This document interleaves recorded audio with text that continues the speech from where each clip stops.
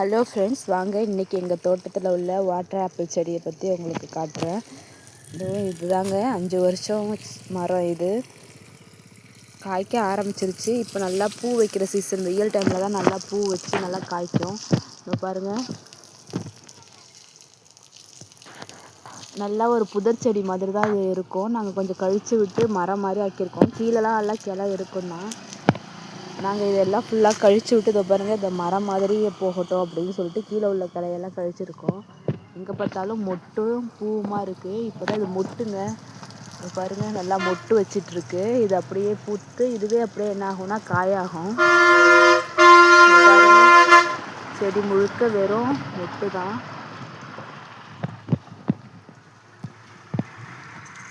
இருக்கு பாருங்கள், இதுதான் அந்த மொட்டு என்ன ஆகும்னா அப்படியே காயாக மாறும். இதுதான் அப்படியே இது பிஞ்சு, இந்த பூ அப்படியே வெடித்து பூத்து அதுக்கப்புறம் காயாக மாறுங்க.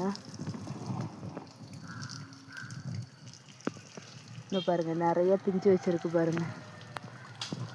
இது ஒரு சீசனில் பார்த்தா நல்லா பெரிய காயாக இருக்குங்க. ஒரு சீசனில் பார்த்தா சின்னதாக தான் வருது.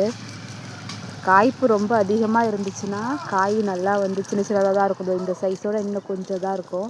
இதுவே காய்ப்பு கம்மியாக இருந்துச்சுன்னா ஒரு பழமும் நல்லா ஒரு ஆப்பிள் அளவுக்கு நல்லா வரும். பார்க்க பேரிக்காய் இருக்கும்ல, அதை மாதிரியே இருக்கும்.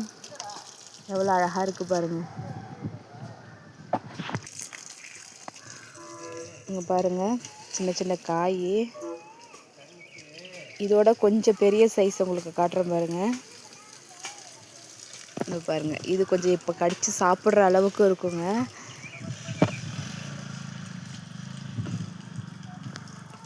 இன்னும் நிறைய மொட்டும் பூவும் எங்கே பார்த்தாலும் இருந்துகிட்டு தான் இருக்குது. இது பெருசானதுக்கப்புறம் நல்லா அறுவடை ஸ்டேஜில் உங்களுக்கு நான் இன்னொரு வீடியோவில் காட்டுறேன். வீடியோ பிடிச்சிருந்தா லைக் பண்ணுங்கள், ஷேர் பண்ணுங்கள், மறக்காமல் என் சேனலை சப்ஸ்கிரைப் பண்ணுங்கள்.